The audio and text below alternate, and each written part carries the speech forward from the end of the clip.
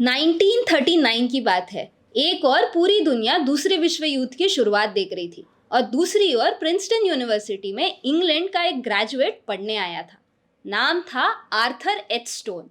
America में मिलने वाले पेपर उसके फाइल से थोड़े बड़े थे, तो आर्थर इन पेपर्स के ऐसे 1 इंच लंबे स्ट्रिप्स काट लेता था।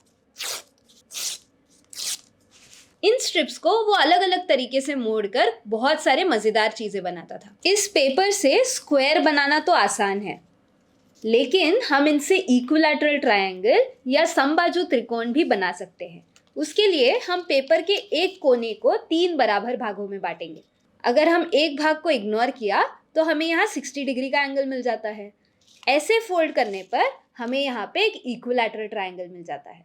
आर्थर ने 10 ट्रायंगल्स एक रिबन की तरह बना लिए और इनको 2 जगहों से मोड़ने पर एक हेक्सागन मिल गया। आखिरी पीस को पहले से जोड़ दिया और हमें एक हेक्सागन मिल गया। इस हेक्सागन को हम ऊपर से ब्लू और नीचे से ग्रीन कर देते हैं। ये कुछ इस तरीके से खुल भी जाता है और खुलने पर हमें एक नया साइड मिल जाता है।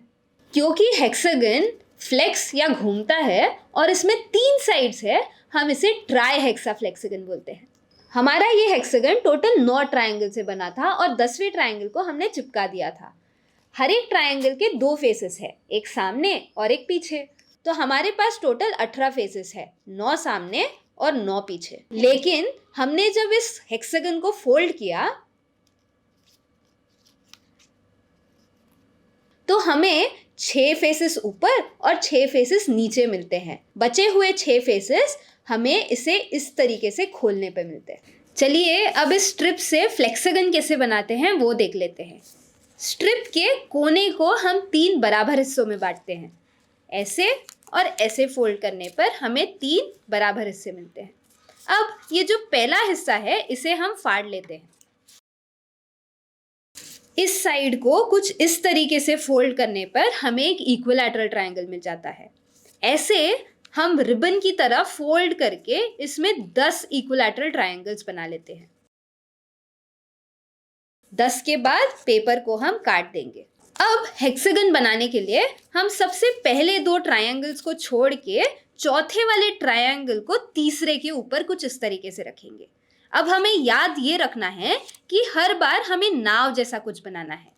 तो एक ट्रायंगल को छोड़ा और दूसरी ट्रायंगल में यहाँ नाव बनाया। अगर मोड़ते समय हम ऐसे नीचे से मोड़ते हैं तो यहाँ हमें एक पॉकेट जैसा मिलता है। ये पॉकेट हमें नहीं चाहिए, तो हम इसे ऊपर की ओर ऐसे मोड़ते हैं। फिर ये आखिरी वाली पीस को इस तरीके से ऊपर रखकर हम इसे जोड़ देंगे और हमारा फ्लेक्सागन घूमने के लिए तैयार है। 3 साइड वाला तो फ्लेक्सागन हमने बना लिया। आर्थर स्टोन ने 18 ट्रायंगल्स का यूज करके एक 6 साइडेड वाला फ्लेक्सागन भी बनाया। इसे हम फ्लेक्स करते रहते हैं और यहाँ पे हमें 6 साइड्स मिल जाती है।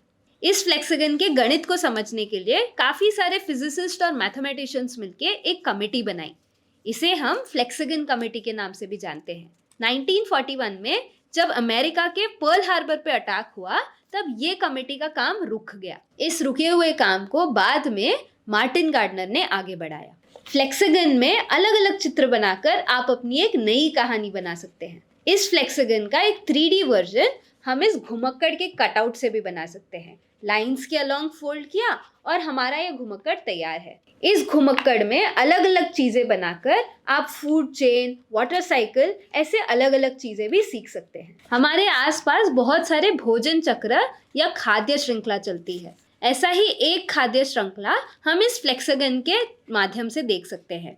सबसे पहले हमारे पास यहाँ तितली थी। तितली को मेंढक ने खाया, मेंढक को सांप ने और सांप को आखिरी में ये बाज ने खाया। ऐसा ही चेन चलते रहता है। कैसे सारे जीव एक दूसरे पर निर्भर रहते हैं और कुछ भी असंतुलित होने पर ये पूरा चक्र टूट जाता है, ये भी हम इस घुमक्कड़ की मदद से देख सकते हैं। एक साइड गया तो पूरा चक्र टूट जाएगा। इस फ्लेक्सागन को हम अलग अलग तरीके से बना सकते हैं। आप भी अपने फ्लेक्सागन्स बनाएं और हमें जरूर भेजें।